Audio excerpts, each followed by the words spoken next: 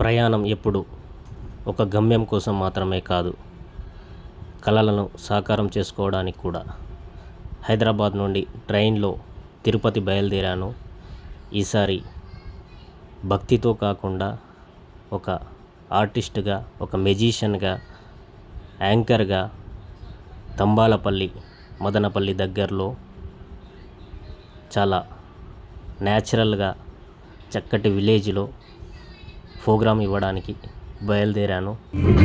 అక్కడ పిల్లల కేరింతలతో గణేష్ యూత్ ఆధ్వర్యంలో భక్తుల సమక్షంలో ఎంటర్టైన్మెంట్ ప్రోగ్రాం స్టార్ట్ చేయడం జరిగింది.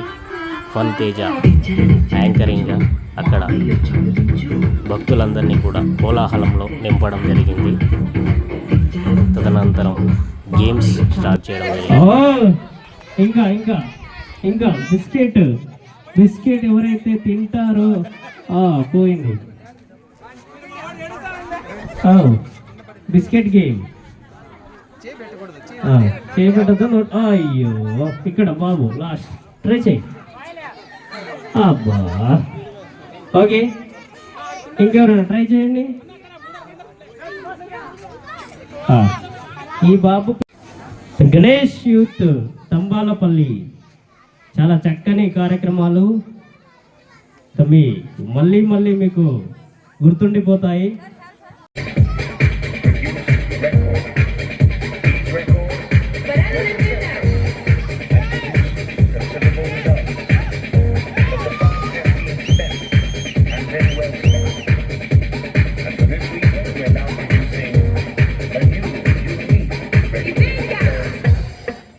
అందరూ కూడా మ్యాజిక్ షోలో నిమగ్నమయ్యారు. చక్కగా ఆస్వాదిస్తున్నారు. పిల్లలందరూ ఎంజాయ్ చేస్తున్నారు. ఫన్ తేజ యాక్టివిటీ చాలా బాగా ఉంది. ముఖ్యంగా విలేజ్ సైడ్ ఎవరైతే ఉన్నారో లేడీస్ కానీ ప్రతి ఒక్కరూ లేడీస్ అంతా పర్ఫామ్ చేస్తున్నారు. ఈ ఫన్ తేజని ప్రతి ఒక్కరూ సబ్స్క్రైబ్ చేయండి. అట్ ద సేమ్ టైం ఇతన్ని బాగా సపోర్ట్ చేయండి. అక్కడి గణేష్ యూత్ అసోసియేషన్ మెంబర్స్ అందరూ కూడా నన్ను పొగుడుతూ చాలా చక్కగా నా గురించి వివరించారు. వాళ్ళు బాగా ఎంజాయ్ చేశారు కాబట్టి వారి మనసులో మాట బయట పెట్టారు. వెంటనే తిరుపతి విమానాశ్రయం బయలుదేరాను. చాలా బాగుంది. ఫస్ట్ టైం నా లైఫ్లో విమానం ఫ్లైట్ ఎక్కడం చాలా హ్యాపీగా అనిపించింది. ఒక కళాకారుడిగా నాకు ఇది ఒక అద్భుతమైన అవకాశం. తిరుపతి నుండి బయలుదేరాను.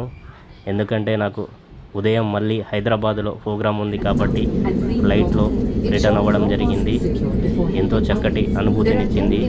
తిరుపతిలో ఒకటే నేను మిస్ అయ్యాను, ఆ వెంకటేశ్వర స్వామిని దర్శించుకోవడం. అక్కడ నుండి హైదరాబాద్ అయితే ఫ్లైట్లో వస్తున్నాను. చాలా ఆనందంగా అనిపించింది.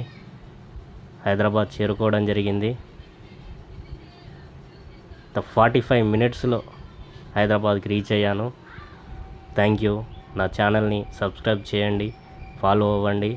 ఒక కళాకారుణ్ణి మీ యొక్క ప్రోత్సాహంతో ముందుకు తీసుకెళ్తారని. Thank you so much. Fun Teja events.